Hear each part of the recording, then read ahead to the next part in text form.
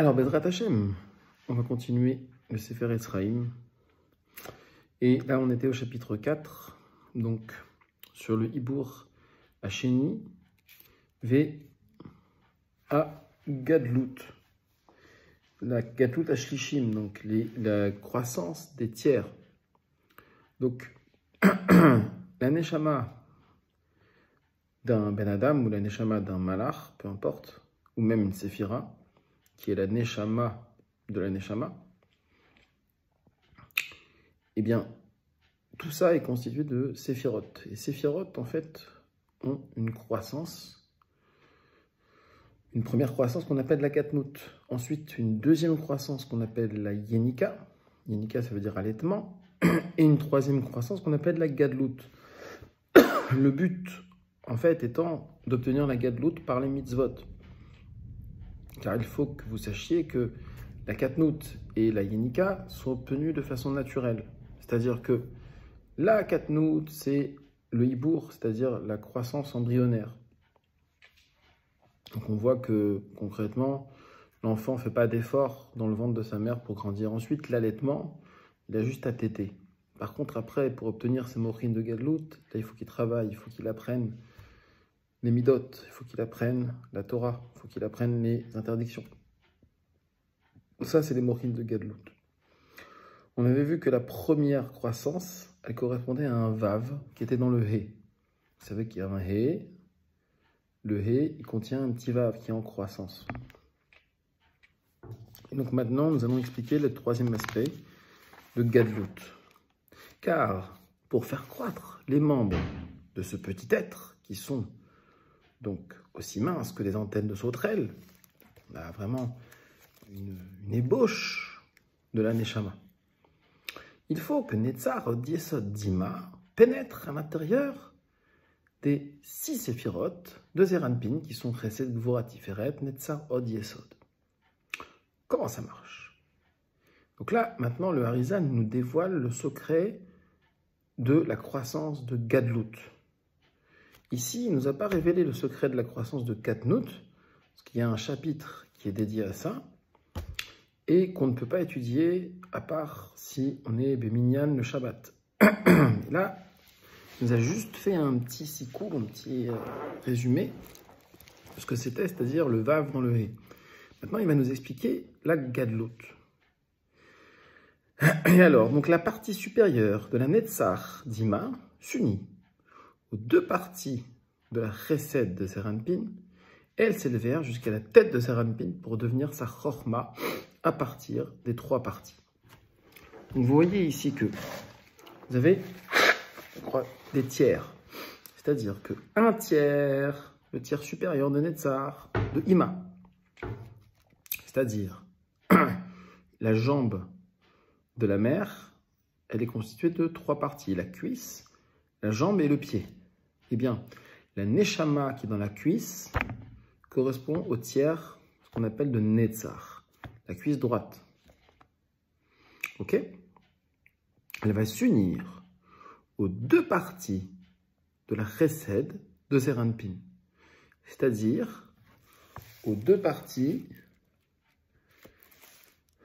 qui sont donc Chesed de Zeir Anpin, qui sont la partie de ce bras-là, le bras et l'avant-bras.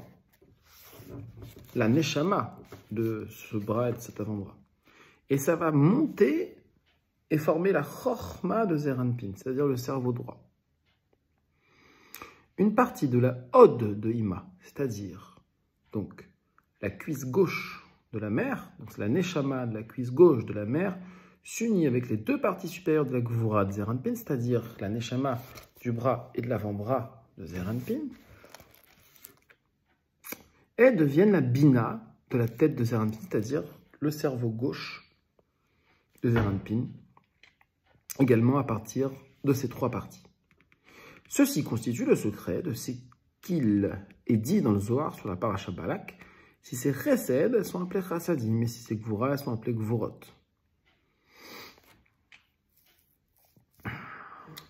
Donc ici, on voit la naissance des Chassadim et des Gvurot.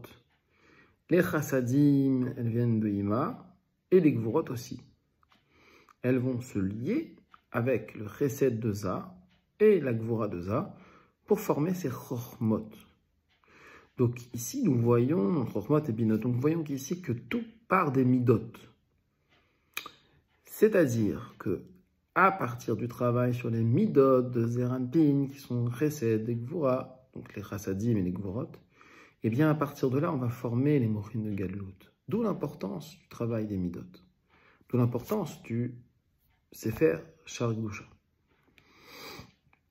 qui est un Sefer qui permet de travailler les Midot selon les axes de la Kabbalah. Car la partie de Netzar Dima, qui est l'axe de droite, appelé Chesed, s'unit aux deux parties supérieures de Chesed de Zeranpin.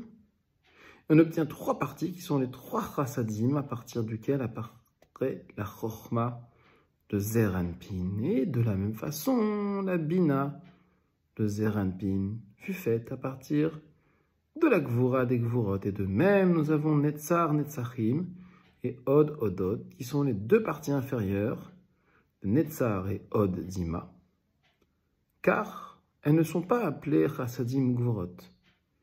Elles s'unissent avec Netzar ou Od de Zeranpin afin de se compléter, comme nous l'expliquerons avec l'aide d'Hachem.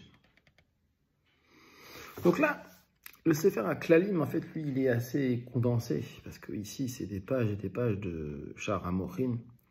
Il va essayer de nous donner la substantifique moelle de ce qu'on retrouve là-bas. Donc il est obligé de faire un raccourci et de nous dire que, finalement, la troisième partie de Netzar, troisième partie de Od de Bina, eh bien, ce ne sont pas des Chassadim et des Gvuron, ce sont des Netzar, Netzachim et Od, Odot.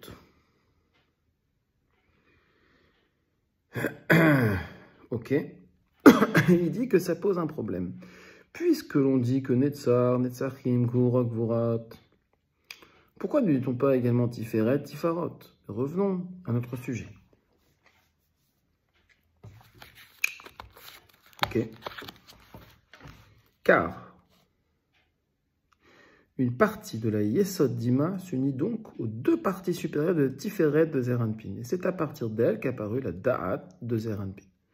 La Da'at de Zeranpin, c'est la même façon. C'est-à-dire qu'on a le premier tiers. Donc, il ne dit pas premier tiers ici, une partie de la Yesod Dima qui va s'unir aux deux parties supérieures de Tiferet. Donc, Tiferet, c'est ici, c'est le torse. Donc, 1, 2, 3. Donc, on va séparer le torse en deux. Donc, on va prendre de la gorge jusqu'au nombril. Ça, c'est les deux premiers tiers qui vont s'unir avec le Yesod Dima, donc la partie du Yesod Dima qui va former le Da'at de Zeranpin, c'est-à-dire la conscience de Zeranpin, la Neshama de Zeranpin. Parce que Da'at, c'est la Neshama. Ok? La deuxième partie de la Netzar Dima s'unit. Alors là, maintenant, il revient en arrière. Il parle de Netzar Dima. Donc, on avait dit que Netzar Dima, c'était la jambe droite Dima. On avait vu que la cuisse, elle s'unissait avec le bras et l'avant-bras de Za. Maintenant, la deuxième partie. Donc,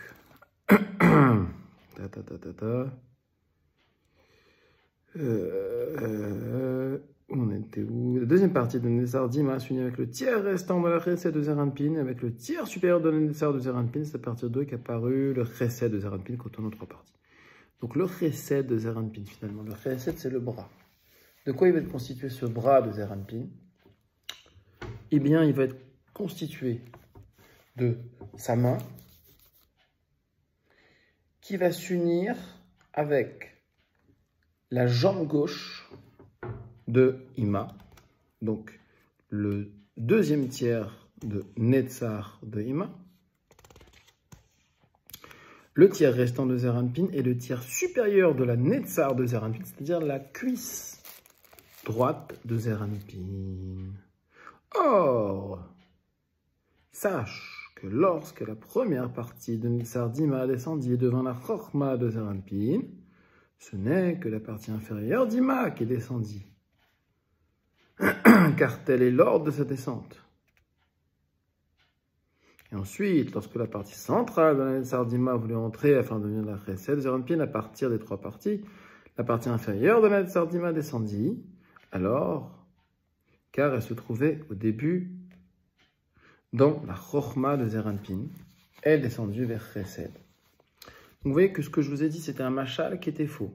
Parce que finalement ici, on aurait pu croire que la première partie de Netzar de Ima, c'était la cuisse, mais non.